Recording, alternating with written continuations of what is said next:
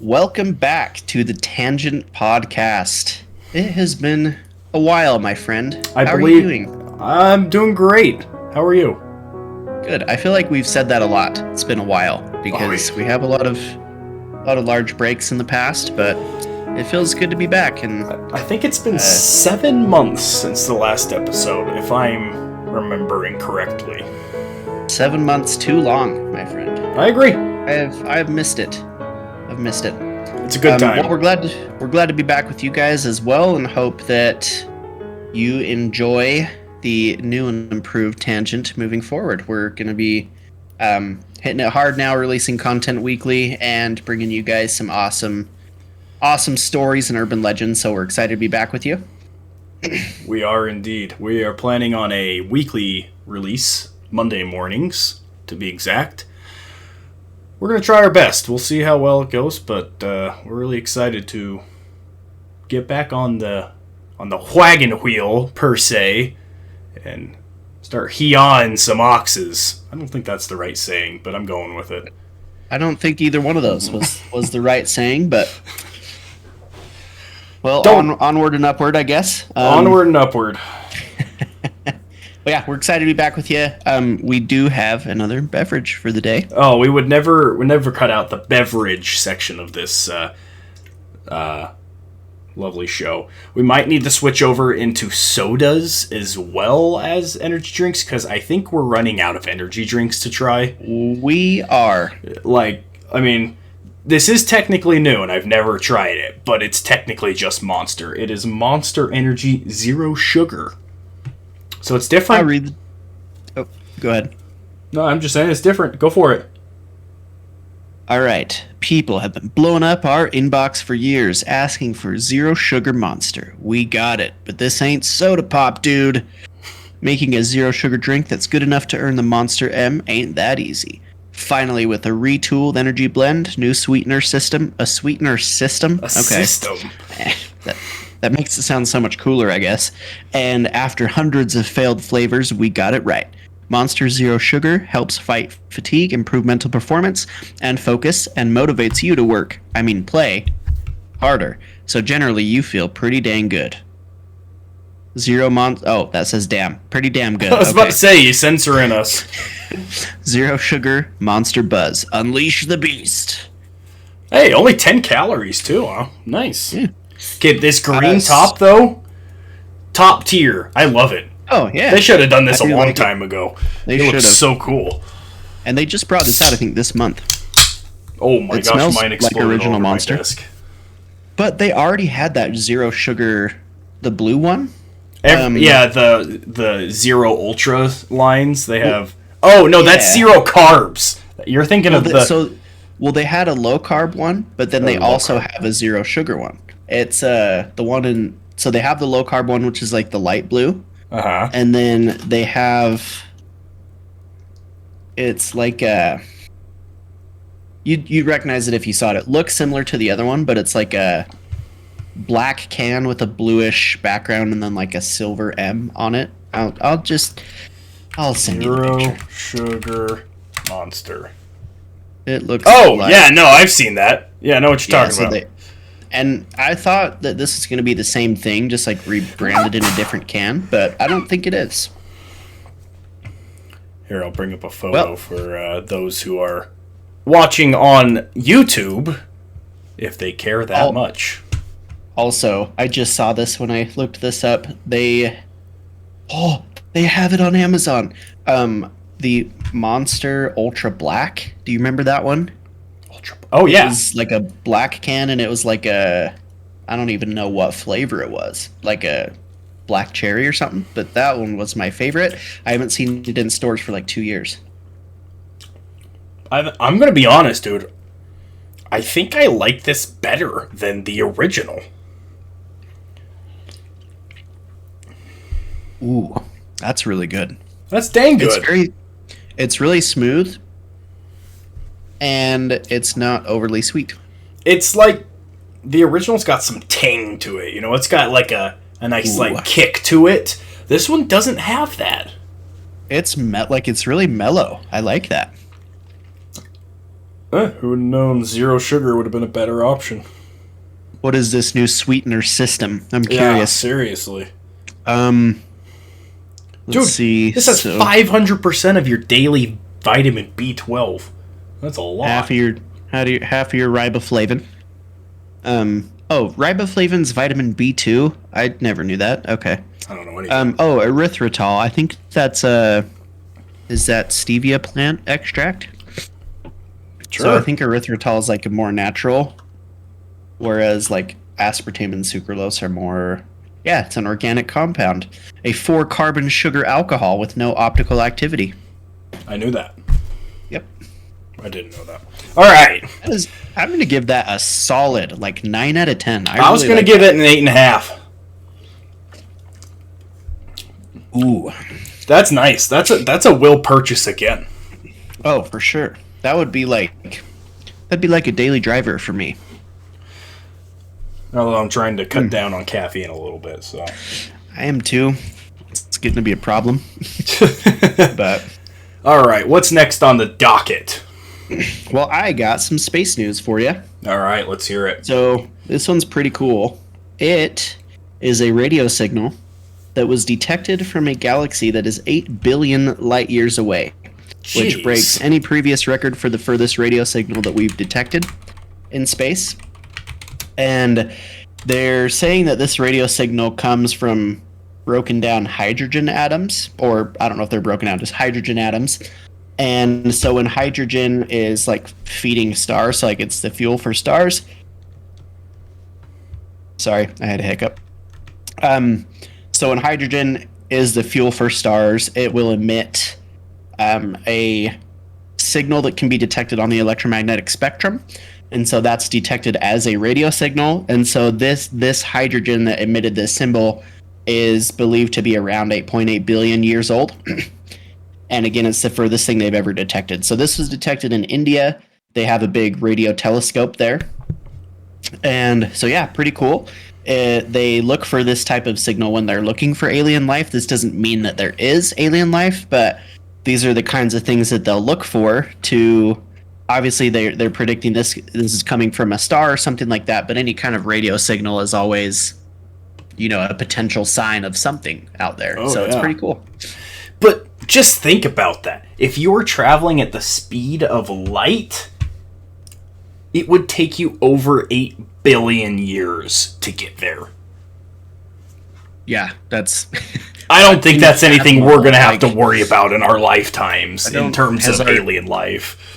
How long were the dinosaurs? 65 million years, right? Something like that, yeah. I don't even think the Earth is 8 billion years old, is it? I don't know.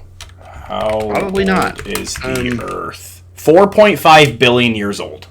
Okay, so this signal that we detected was sent off 4 billion years before the Earth was created. Am I understanding that correctly? Yeah, 4.8 billion. Well, you said it was 4 billion or 4.5 billion? 4.5. Okay, so it's 4.3 billion years older. Yeah. That's insane. I do wonder in the overall age of the galaxy how young Earth is. Like, if we're if this is 8 billion years old, like how old is that compared to the total like universe, Yeah, how old is the universe? Do we know that? 13.7 billion years old. So, yeah. They can study the different... So there's no way they can look at space rock and say the universe is 13 billion years old. I mean, I mad respect for all scientists, whatever, but no. There's no way. I may be pulling this out of my butt, but I did take a class in school that was called The Universe in college. Ooh. And so we studied... like the formation of the universe, and from what I remember, they can tell based on the Big Bang like how far the radiation has spread throughout the universe, and based on how far it's spread and like the makeup of the cosmic radiation, they're able to determine the age by that. I could be completely screwing that up, but I know it has something to do with the radiation. It's like the cosmic microwave background. That's what it's called. Dude, crazy idea. What if we did a second podcast just on space? Dude, I would love that. We could call it uh I don't know. We'll think of a name and then we'll make it happen. Yeah. But If you have ideas, let us know, please. Oh yes, let us know. So the cosmic microwave background theory is a theory. So the Big Bang produces all this big explosion, right? Expansion of the universe. And so it was very hot at the time. And then as it expands, the gas within it cools down. And so this radiation that's emitted from things cooling. So the radiation is basically the heat left over from the Big Bang. And so that's called the cosmic microwave background. And they can tell by this radiation or how it's cooling or the composition of it across the universe, like how old it is. So they can tell by how that radiation has basically decayed or aged how old the universe is. And who knows, we could completely be way off by like, it's 13.7 billion years. We could be off by like 13.6 billion years, and the universe could be very young. On kind of that same topic, if you guys are a fan of the mysterious and unknown, there's a strange show that I started watching on Netflix. It's called Ancient Apocalypse. Is that right? Let me make sure. I've heard about it. Is that the one with Graham Hancock? Yes. So apparently it's super controversial, so I'm not saying it's true or anything, but it's very interesting. It's about a guy who believes there was another advanced civilization before us, and he goes around the world looking at like proof of that, like how there are giant pyramids that are underground. That they're like, there's no way they could have built these with the technology that we thought they had. Like, we thought they were just hunter-gatherers at this point, but they were able to build these monumental structures that got overgrown. Anyway, really cool. But you just reminded me of that because you said we might be way wrong in history or whatever. Which, I mean, if this guy's right, we're definitely incredibly wrong about our history, which is always a possibility. And I think it's important to keep your mind open to that we don't actually know everything. That we could be wrong about a lot of things. So I don't think we're necessarily wrong about, like, believing that people didn't have technology and things like that. I think it was a different level of advancement. So, like, if you think about ancient history, obviously we've never found, like, old iPhones or, like, electronics, right? Right. But you think, like, technology over time is just people developing a new way to perform a task, and so, like, a better way to perform a task. And so you think that in the past, when they didn't have all this modern technology like we have today, they had a better mastery over how to do tasks, like everyday tasks. And so I think that their understanding of, like, how to live without modern technology, like utilizing the laws of physics to their advantage, like coming up with creative ways to build huge megalithic structures, right? Like it may not have been impossible, even though it seems like that to us, but maybe they just had a better grasp on how to do it a different way. And what I think is sad is, so I watched the Joe Rogan interview with Graham Hancock because he was kind of like plugging this show on there.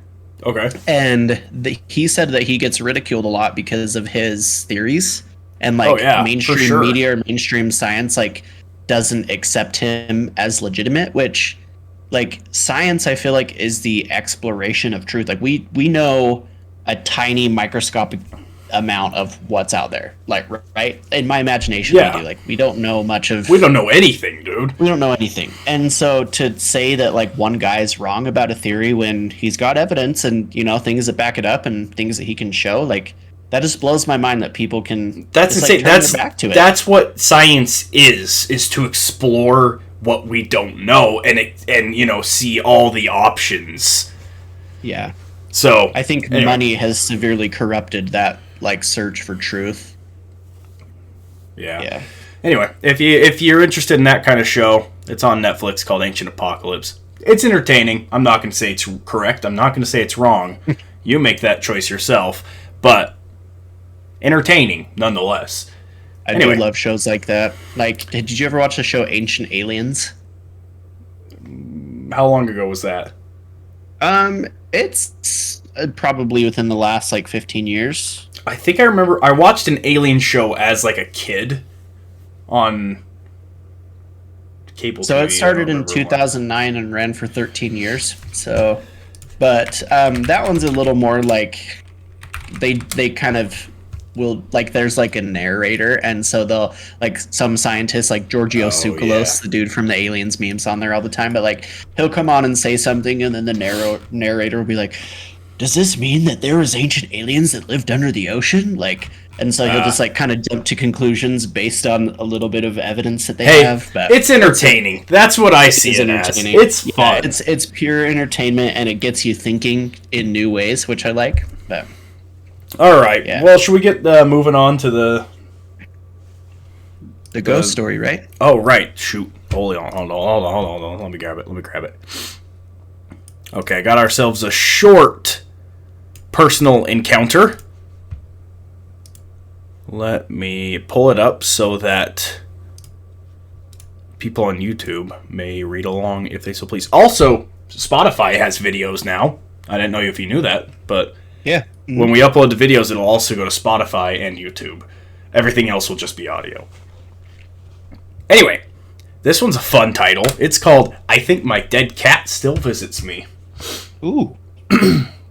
Back in September, my cat, who was like my best friend to me, died of kidney failure-induced seizure. Oh, that's so sad.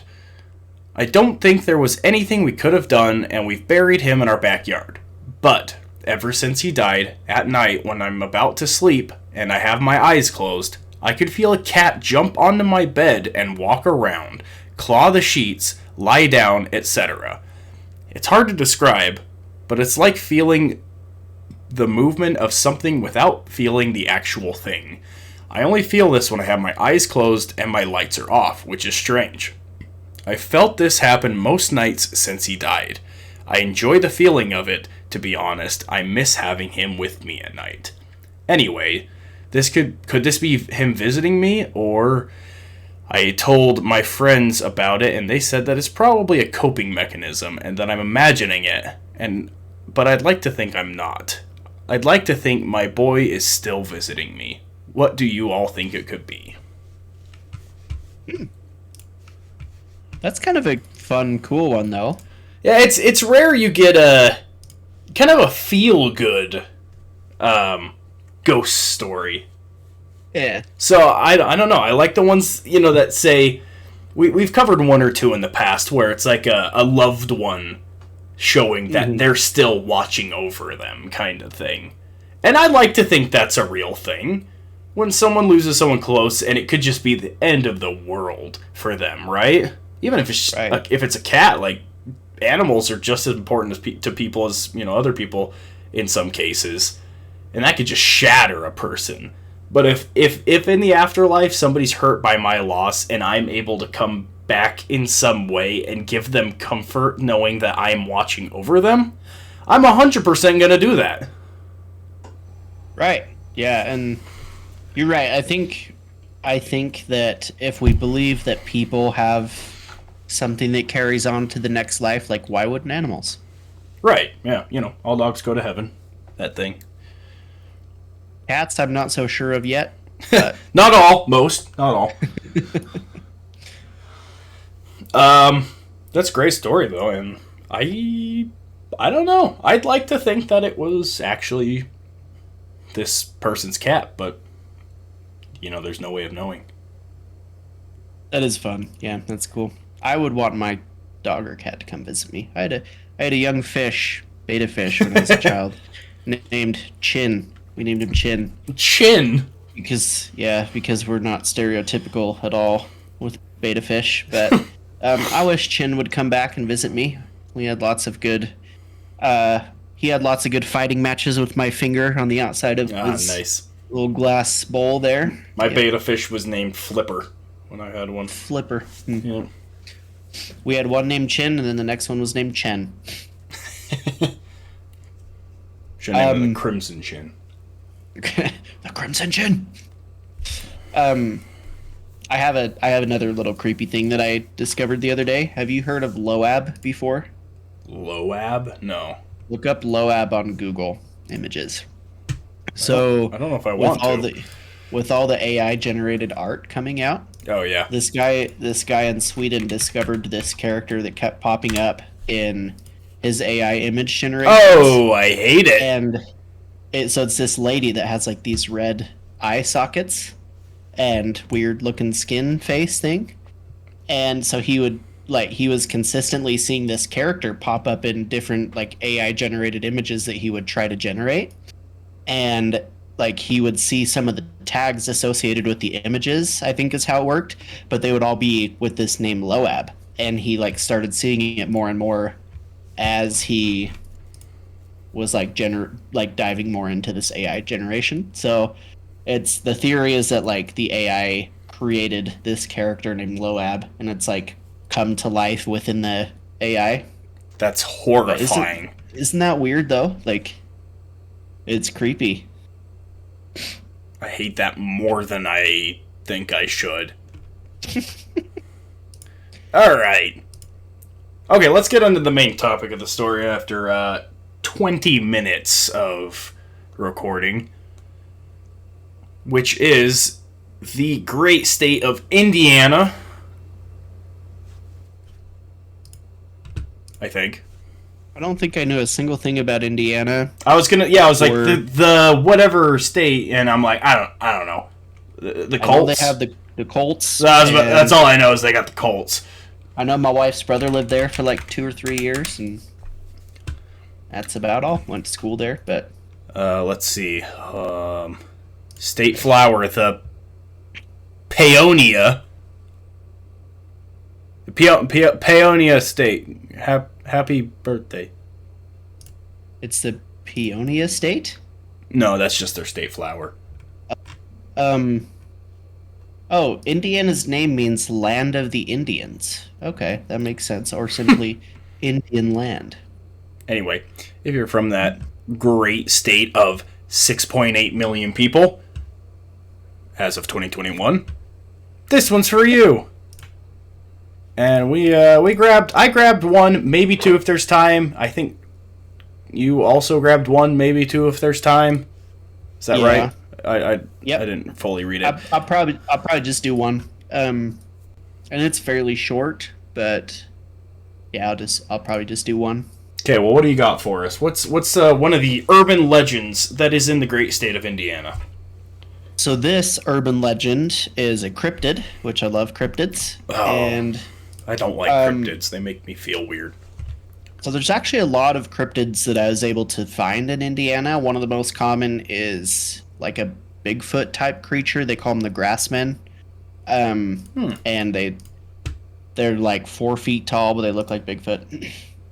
So 4 feet tall? There's a lot of other random, like apparently they have massive snakes in Indiana. So I've seen some pictures of guys out in boats on rivers, like holding these massive snakes. So there's a lot of like snake water monster type urban legend cryptid characters. But this one that I found was an encounter with a cryptid back in 1955 on August 21st. This is called the Green-Clawed Beast of the Ohio River, but in Indiana.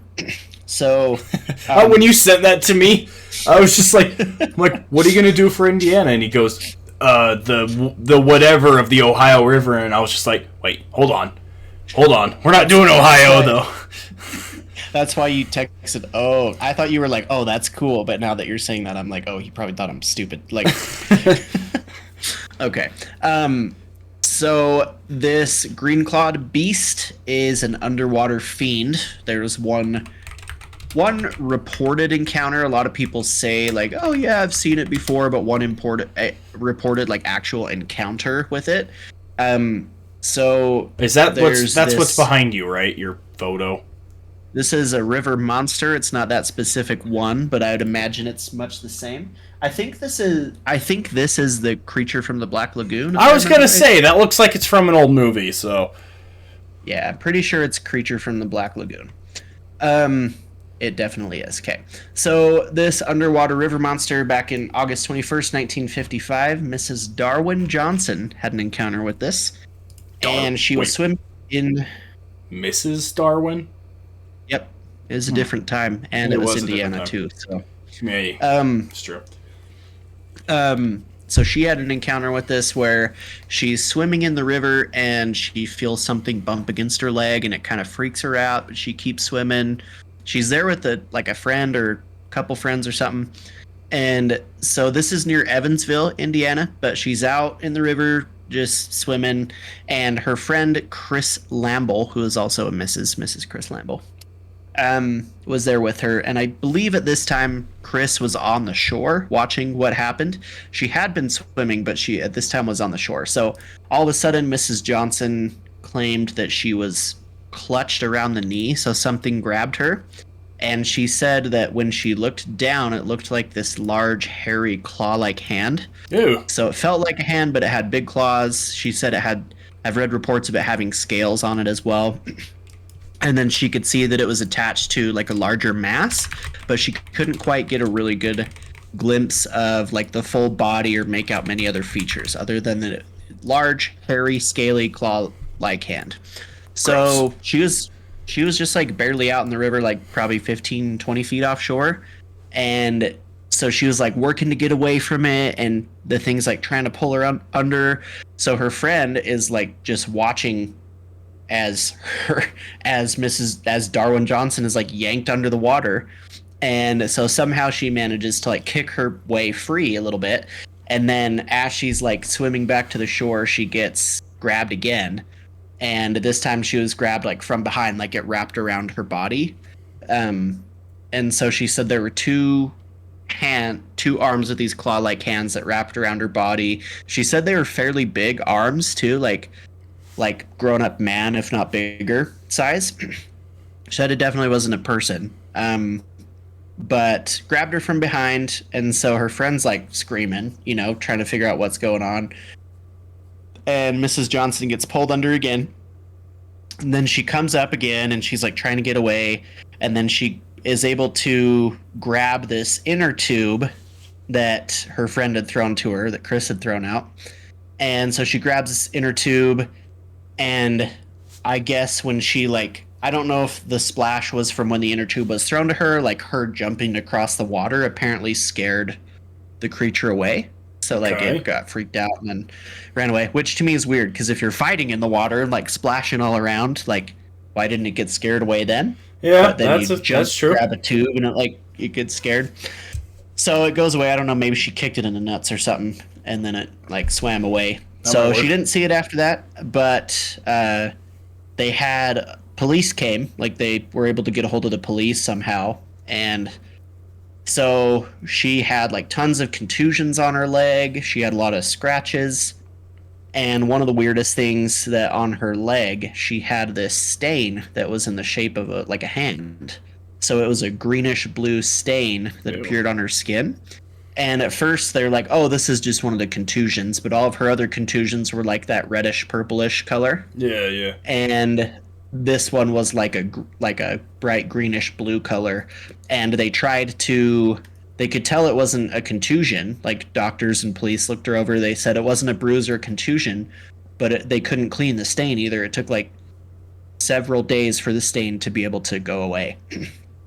And so that was pretty much it. That was the encounter, and they never really got a full look at the creature, but they did say, from their reports and what other people have claimed, that it looks like what's called the Thetis Lake Monster, or Thetis Lake Monster. And I'll post a picture of this, but it looks similar to the thing behind me, the creature of the Black Lagoon.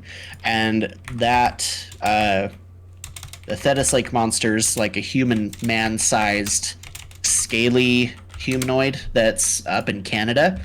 And so it's known to attack people with its really sharp fins and claws. And it's got fins on top of its skull that it attacks with. So, similar to that, they call it a quasi-humanoid. Quasi-humanoid. I just think that means part humanoid. I don't know. But apparently they're bipedal creatures. So this Thetis Lake Monster walks on two legs, and if it's similar to this green-clawed beast, then that may be a bipedal creature as well. But again, other people have claimed that they've seen it.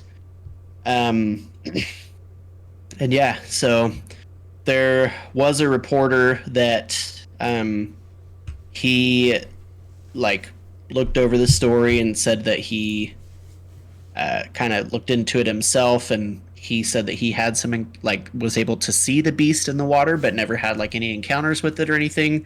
And then there was also a man who claimed to be an Air Force colonel that came forward and also said that he had like not an encounter but like a close interaction or Sighting? vision with sighting, not vision but sighting of the thing as well. So Hey, high-ranking Yeah, military people don't mess around. they don't. Government officials definitely don't lie to us. So Never. CMK Ultra episode. But yeah, so it's kind of a fun legend now. Like people still get freaked out about it at that section of the river, that it's still a thing, and people still claim that they see it. Right. There haven't been any other actual like physical encounters that I've been able to dig up, but a lot of sightings. Oh, yeah, the other cool thing. Sorry, there's another cool thing. So this, the day that this encounter happened, August 21st, 1955, was the exact same day that there was a super scary case of the Hopkinsville Goblin, who apparently was a bulletproof alien man. What? And yeah, so he was like a little bulletproof alien dude, and that's like one of the most like creepy, scary, famous like ufology cases that was done, and it was this around this same time period. I don't know where the Hopkinsville Goblin was, Hopkinsville. but I would imagine so. I was right. But so the Kelly Hopkinsville encounter, close encounter with extraterrestrial beings, Christian County, Kentucky. So this day there were some sightings in Kentucky of these Hopkinsville goblins at some farmhouses there, and so they said that they saw some unexplained night lights in the sky the night before, but then also Darwin Johnson, this day when they were on the way to the river, I believe, she and her friend like saw something weird flying in the sky as well. And so that was pretty weird. But and then she said in a story that she told to like 2 different newspaper journals that she believed that her leg had been grabbed by, quote, one of those little green men from a spaceship. So it's weird that same day, one of the most famous, terrifying like ufology encounters, and then she also saw something flying in the sky before this happened. That and claims that it was like an alien. So quite the coinkadink. I like that. Kind of a fun one. Yeah. I like cryptid cases because they seem more real to me than a lot of the other urban legends that I read. Okay. Because That's it's fair. like a physical creature. I don't know. Like No, it just yeah, seems I more get real. that. Cryptids are interesting to me because I once read an article, or maybe like listened to a podcast or something, I don't remember exactly, but it said something along the lines that like we have not even kind of discovered every single type of animal there is. Animal, insect, bird, all of those things. It's like, yeah, we know most of them, but there are still a lot out there that we've never even seen or encountered. And that was just like, also- wait, what? It's also like we live in Utah, which I would guess has one of the higher like mountain cat populations in the country, at least like our mountains. Yeah, we've got a lot of mountains. How many times have you seen a mountain lion in your I've life? never Like, seen a mountain lion in my they're- entire life. There is probably a large concentration of them in the Utah mountains. I've seen one twice. I've seen a cougar and a mountain lion, but it was like chance encounters with them. One night we had a mountain lion walk into our camp, and we saw it like in the glow of the firelight. It was a cougar, and then it just like booked it down the mountain. And then we had one run across the road in front of us one time when we were going up camping. But Jeez. those are the only 2 times I've ever seen him. And like not many people get the opportunity to see like a mountain lion or a bear, but there's tons of them out there. And so even animals that we know about that like are pretty normal out in the wild, like we rarely see them. Colorado has the highest mountain lion count, if you were wondering. Okay. But I believe Utah is top 3. Yep. I will tell you, it was one of the freak. I was like probably 7 or 8 when we saw that cougar. It was one of the scariest things ever. Like, I remember we were up super late. It was dark, and you just like see the eyes come into the firelight. Jeez. And yeah, then cat eyes are freaky. one of my uncles just like stamped his feet, and then it ran away. But yeah, it was freaky. Well, thank you for sharing. I appreciate it. What do you got for us? Well, let's see. I've got. I'm going to start with one that is creepy. I like the creepy, like, unexplainable stuff. Like, you like the cryptid stuff. I think we got a good dynamic going on how we cover both ends of the spectrum. Anyway, mine's just like, what the crap, that doesn't make any sense kind of thing. Mine is the Woman in Black. I think is the most accepted title of this urban legend. Let me find my notes. I lost them. There it is. This one calls it the Ghost Lady in Black. This one's Robert Davidson and the Lady in Black. Lady in Black, I think, is just a pretty good name for it overall. Now, this one takes place in 1980. In, let's see, Acton, Indiana. Don't know where that is. It looks like it is near Indianapolis. Anyway, this man, Robert Davidson, was riding his motorcycle on Interstate 74 when what he claims to be out of nowhere, a really strong rain started coming down, like a rainstorm. He said the rain was pelting his face so hard that it stung, forcing him to pull over and put on his protective rain gear because he's on a motorcycle. Just as Robert got off his bike, he was struck directly in the chest by a powerful bolt of lightning, knocking his boots completely off his feet. Knock your socks off, taken to a new level. That's fun. Okay, first of all, 2 weird things. Out of nowhere rainstorm. Not too weird, right? But as soon as he pulls over, he gets struck directly in the chest by lightning.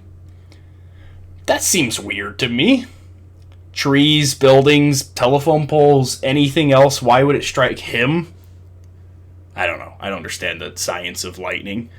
But he says he had no... Well, it says he had no clue as to what had hit him since the force of the high voltage electricity discharge knocked him out into an unconscious state that would keep him from telling the first responders what had taken place, even though they could see what appeared to be smoke exiting from his chest wound. Ooh. Yikes. Yeah, so get to the first responders. First responders get there and claim that this is a incredibly bleak-looking situation, claiming this guy's not going to make it. You know, they're obviously trying, doing CPR, doing everything they can, but they're thinking this guy's done for, basically. And there's not much we can do about it. But described by several paramedics as a woman dressed in a long black dress, was later thought to be an apparition of a lady in black, walked straight for Robert's lifeless body, and she was described as wearing 19th century garb, it's in the 1800s, and was carrying a Bible. Let's see. And at the time of her arrival, an ambulance driver and paramedic claimed that the emergency vehicle shut down completely, losing all power and rendering itself useless for several minutes during the visit from the strange visitor. He also claimed this should be impossible considering the ambulance was equipped with dual battery backup systems. So, there's not really a way for a person to make an ambulance stop working, right? There's 2 different batteries in it. Right. Let's see. Meanwhile, the paramedics tending Robert were fighting to save him when the lady in black approached. This is where it gets weird, because I've seen two different things. One saying softly touches Robert's chest with the Bible, and the other one saying slamming the chest on, or the Bible onto his chest very hard. Not sure why those are completely different, but regardless, touching Robert in the chest with a Bible in some manner of force, all while hovering over his body and praying. Then she looked profoundly heavenward while lifting her Bible and began talking in tongues and chanting. The lady in black then turned to the paramedics and smiled. At that exact moment, they realized Robert's vital signs had returned, and he was showing very definite signs of life. Afterwards, the mysterious lady lifted her kneeling body up and drifted into the crowd, disappearing just as fast as she had appeared. Robert was rushed to the hospital, where he awoke from a coma a few months later. And the woman was never seen again, basically, is what that comes down to. That's weird. So she appeared out of the crowd, no one saw her come, but then she's like disappeared into the crowd, right? I guess. I don't know. And then you said it was her Bible that she like slapped on his chest? Yeah, she appeared. She was holding a Bible and came up. She appeared with the Bible, did the whole chanting. Some things even say she was doing a weird dance around him, but most of them don't. But chanting in tongues, hit him in the chest with the Bible, and he's fine. He's in a coma, but he's alive. Right. And then they rushed him to the hospital, and he survived. And he claims that, he doesn't claim, he says he has no memory of anything on that day. That's weird. And the smoke coming out of his chest wound, too? Like, yeah. That's so strange. That's, dang.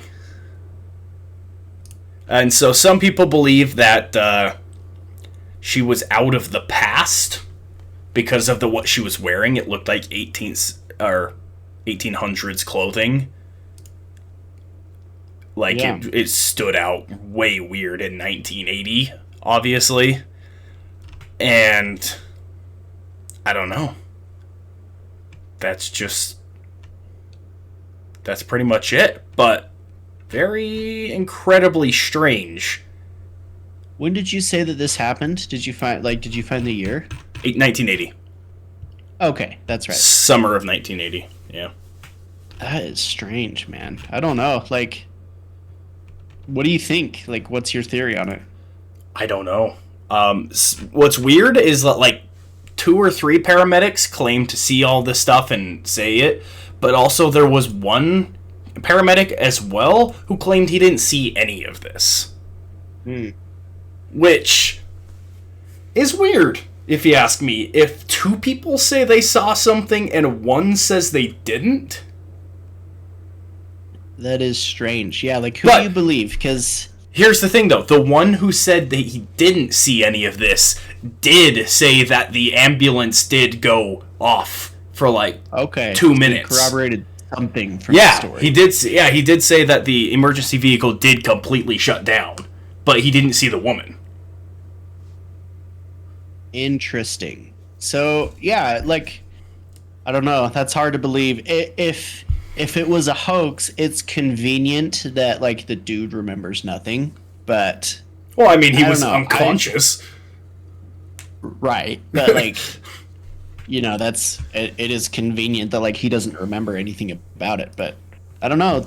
You got 2 guys corroborating it. I love to believe stuff like this, and I think that... I don't know. I definitely think that things like this are possible. I'd never want to discount anything, but that's a crazy one. Yeah. Hit with approximately 200,000 volts. I'm not sure, but I'm sure that's a lot. Well, I think people die from way less than that, too. Like, and like the fact that his boots were clean blown off. Yeah. That's crazy. Boots are tight-fitting when you're on a motorcycle. I would know.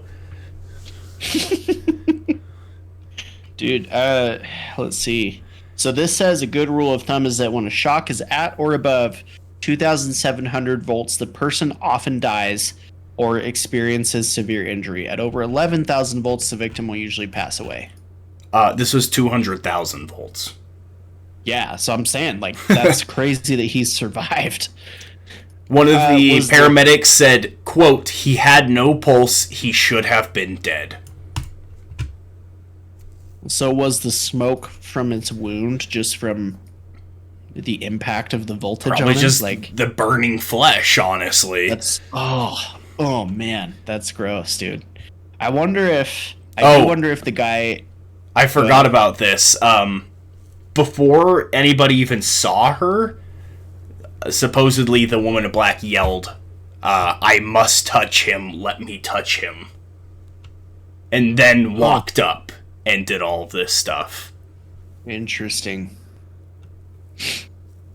It is weird that, like, why does it have to be a woman from the 1800s that's some miraculous healer? Like, Yeah. I don't know. That's a strange one. It's cool, though. Different account here says she knelt by the man and laid her left hand on his chest while she recited the 23rd Psalm. Is that how it's pronounced? The Bible thing. Repeatedly striking the ground with the Bible as she did so. Then she stood and spoke passionately in what some would later say was tongues as she held the Bible to the sky. While we watched her, one of the paramedics noticed something odd. Though the rain still poured, the woman wasn't wet. When she finished her prayer, she turned towards him with a pleasing and knowing smile and rejoined the crowd where she vanished. With her departure, all power immediately returned to the ambulance, and even more amazingly, Robert Davidson suddenly had a heartbeat. So he was technically, like, dead for a considerable amount of time. I guess so. I mean, maybe it was just incredibly low heart rate or something, I don't know, but according to one of the paramedics who is professionally trained, quote, "He had no pulse, he should have been dead." Interesting. That's a weird one. Wonder how old he was when this happened. Did it say? 34. 34. Okay. To the doctor's surprise, he's a fairly young guy. To the doctor's surprise, Davidson made a full and miraculous recovery, walking, talking, and ready to resume his life. That's crazy. Should have died. How long he lived after that? No, it doesn't. I'm guessing he lived to have a regular life, so it wasn't really all that. I don't know. Interesting. I was going to read Psalm 23. I was interested in what it says. Okay, let's hear it. It says, David declares, "The Lord is my shepherd. The Lord is my shepherd, I shall not want. He maketh me to lie down in green pastures. He leadeth me beside the still waters. He restoreth my soul. He leadeth me in the paths of righteousness for his name's sake. Yea, though I walk through the valley of the shadow of death," classic, "I will fear no evil. For thou art with me, thy rod and thy staff, they comfort me. Thou preparest a table before me in the presence of mine enemies. Thou anointest my head with oil, my cup runneth over. Surely goodness and mercy shall follow me all the days of my life, and I will dwell in the house of the Lord forever." Let me say this. That's not what I was expecting out of that scripture, though. I love, like, the walk through the valley of the shadow of death. That verse sounds so cool. Like, I don't know. It sounds awesome. I will fear no evil. Like, I don't know. Well, it's Gangster's Paradise that makes that cool. Right. As I walk through the valley of the shadow of death. Shadow of death. Good old Coolio, man. No one beats Coolio. Oh, yeah. Rip to Coolio. That's gonna be our new intro and outro song. Is just Gangster's Paradise. That's awesome. But I would be freaked out if some lady appeared out of nowhere and just started reciting Bible verses. That would probably scare the crap out of me. Oh, yeah. It's funny. Let's see. Well, it's not funny, but what happened was I skipped a little bit of the details. Nothing important, but like when she was yelling, "I must touch him, let me touch him," they were, like, obviously being like, no, we need to save him, whatever, like, get out of the way, we need to do our work. But they basically just went, well, this guy's dead already, let this crazy woman do what she thinks she can, and then let her leave, and then we'll declare him dead, kind of thing. Because they had already, in their heads, declared him dead. Interesting, because that would probably never happen today, like with current regulations and Oh, stuff. yeah, no. That would never fly today. And I'm sure even back then, probably not, but maybe she was able to... This was a small town, so who knows? Yeah. And when you're desperate to save somebody, maybe you're like, oh, we'll see it. We'll see what happens. We'll just try it. So was it like a nun from 100 years ago, or was it an angel? Why were they dressed in black then? Was it a demon? No, they wouldn't have been reciting scriptures that talk about the Lord comforting me, kind of thing. Yeah. Who knows? I don't know. Wasn't his time, I guess.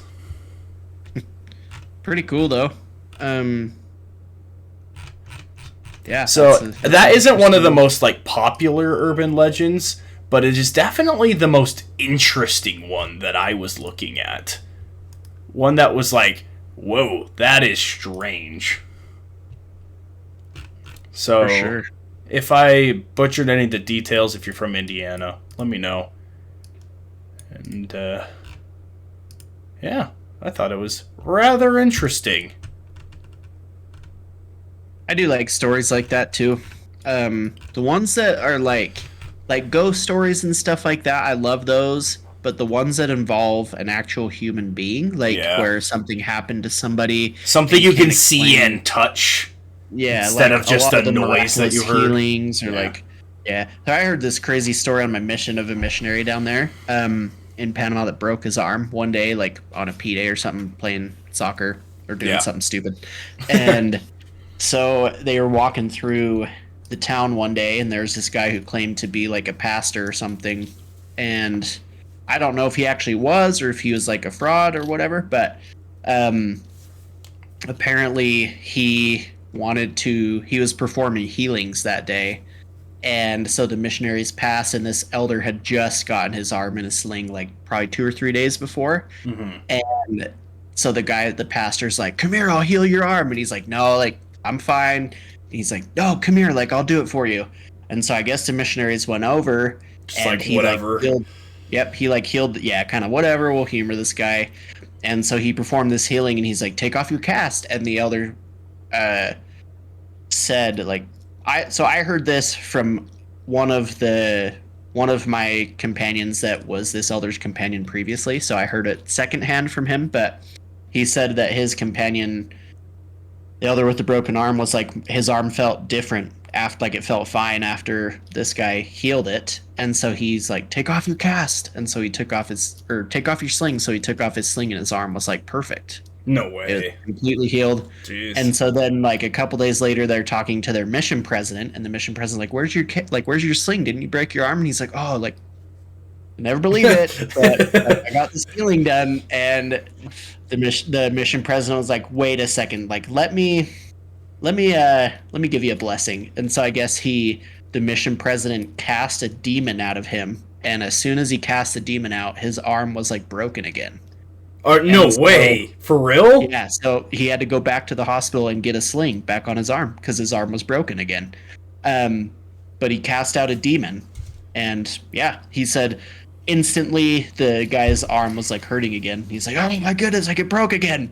And the mission president's like, yeah, don't go get healed by strangers. Like, just don't do it. But kind of a crazy... That's insane. Like, those real life, like, unsolved or mysterious stories, though, that happen to people, like, those are the most intriguing ones. Yeah. Definitely.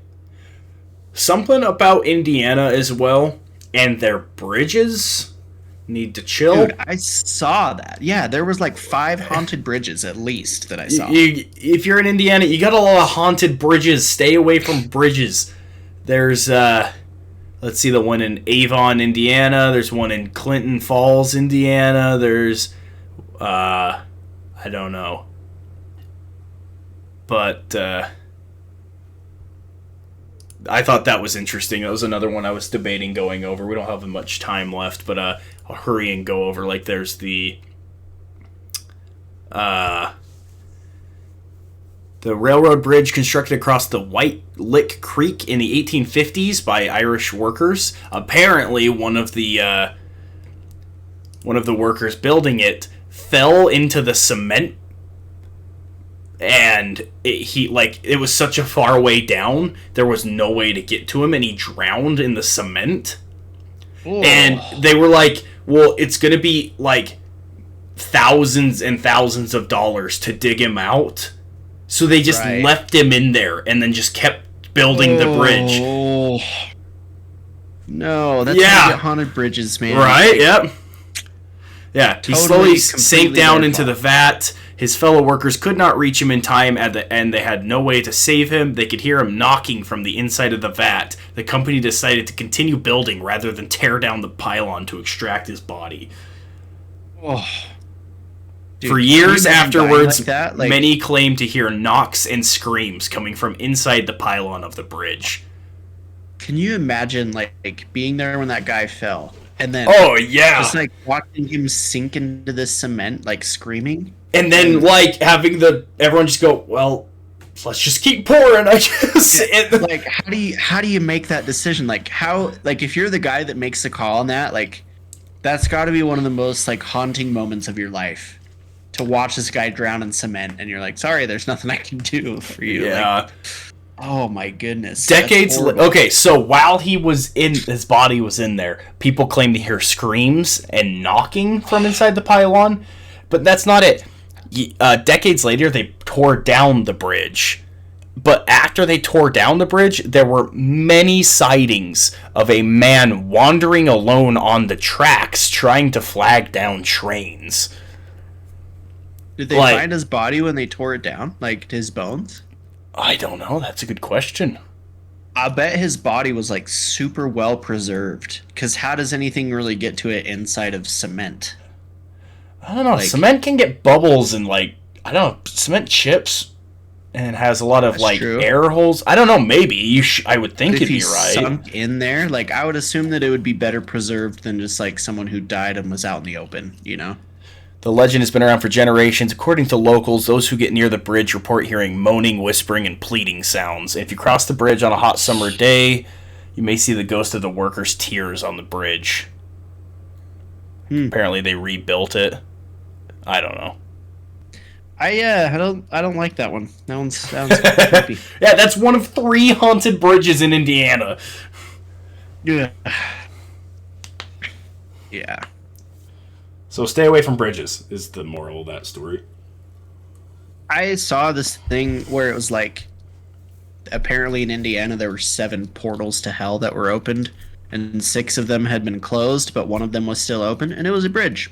I didn't see if the other 6 were bridges, but probably stop bridges. Opening portals to hell and haunting your bridges there. No more bridges allowed in Indiana. Just gotta fill it with dirt instead of using a bridge. One of the other ones is the Edna Collins Bridge. Anyway, you can read about those. Lots of good stuff. The Culbertson Mansion is another one I looked at that looked kind of freaky. One of the most popular ones is the 100 Steps Cemetery. 100 Stair Cemetery. Oh, yeah. Yeah. That one where you count the stairs like going up and then you tell it. I don't actually know. I think you know more about it than me, but like when you count going up and you count going down, it's like a different amount or something like that. Yeah, it's like 2 or 3 stairs less when you go down or something. Anyway, that's a great one too, but it's the last. We do not have time for them all, and we're about an hour, so should we start wrapping things up? I think we should. Thank you for joining us on this kickoff of the new season of Tangent. We're excited to have you guys back with us, and expect good things to come. Expect great things to come. Dude, I got fun stuff. Imagine. We're not going to stick with like the regular old template like we've been using today. Like we're breaking out. We're breaking out. One I want to do, I made a cryptid tournament. I don't know, did you see that? Yeah, I saw that. So I've got a big like bracket style tournament of cryptids, and we're gonna pit them up against each other. And I don't know, that one should be like a live stream or something. Once we get a little bit more people, and then like people in the live stream can like type in and say like who they think would beat the other one and why, and then we make a decision as a group, move it on. I've got 32 cryptids we're gonna pit up against and see if we can find them. You've already picked all the cryptids. Oh yeah, they're all picked and in there, dude. Nice. Oh, I didn't. I just saw the thing. Like, I didn't click into it. But do we want to do episodes where we go over the cryptids and their powers and abilities before we do the tournament, or do we want to do that while the tournament is like happening? I would say while we just go over it for like 5 minutes, we read like a Wikipedia entry on it and try to go off of that, because I don't know if I can do 32 episodes on cryptids alone, kind of thing. That would take a while. I like the granddaddy cryptid. Yeah, so I tried to do it like March Madness. So let's see, I'll give you guys a sneak peek. The Mongolian deathworm, is that the distant cousin of the Alaskan bullworm? Of course. Yeah, okay. So we've got the threatening 32, the scary 16, the eerie 8, the fearsome 4, the terrifying 2, and the granddaddy cryptid. We've got things that good ones everybody knows, Japanese like Japanese ones. Yeah, we got some Loch Ness Monster, we got the Yeti, we got the Mothman. We've already done that one, and the Jersey Devil. I think have we talked about Jersey Devil? I think we did. Werewolves. Then we got some lesser known ones like these Japanese ones, Teke, a Banshee, Rokuro Kubi, Le Mano Peluda. They're all freaky. And I don't know if... Kujira too, yeah.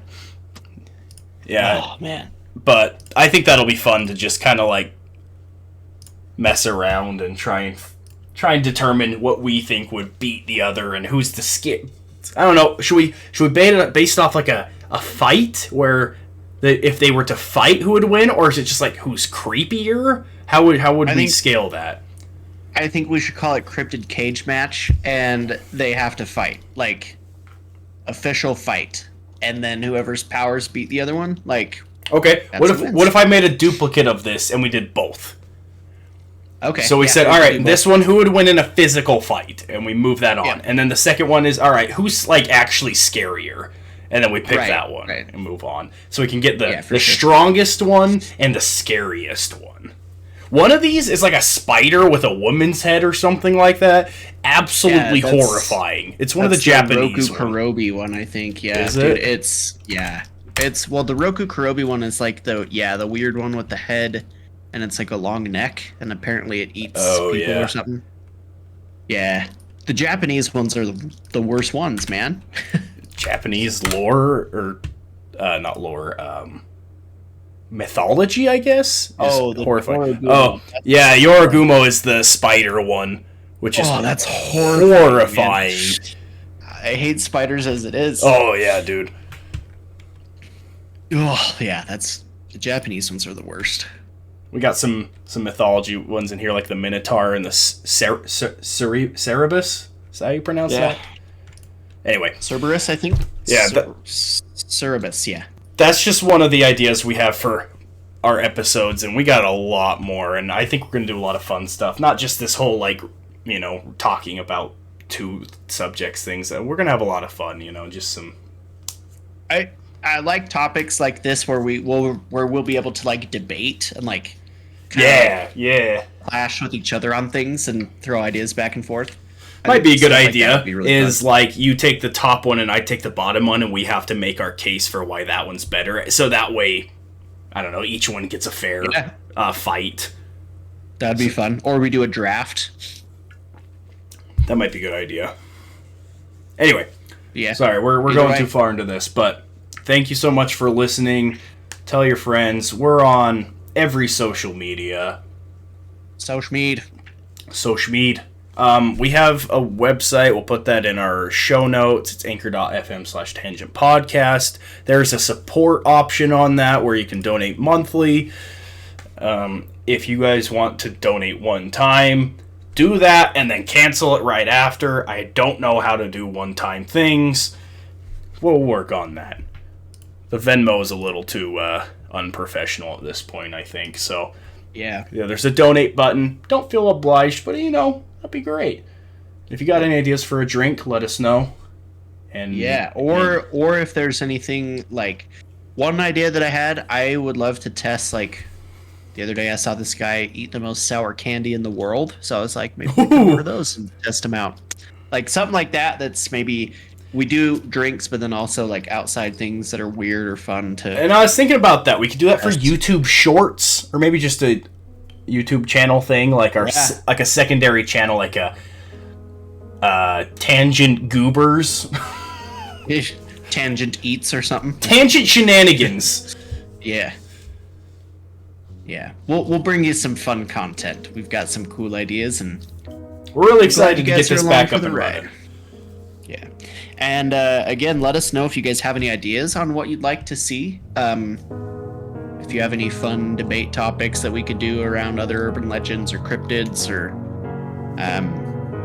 anything you want to see, just let us know. And I think we will continue to occasionally do these states, right? We want to get through our of course. legends. We got to get through all of them. Still do our fun case files and stuff. I would like to do some more unsolved, like true crime. We've got so many things coming down, so just we have a list of ideas that's longer than a page at this point, so we're adding to it daily. So don't you worry, we got some good stuff. Yep. So glad you guys are along for the ride. Thank you for the support, and we will catch you guys on the next episode. Always remember to question the unknown.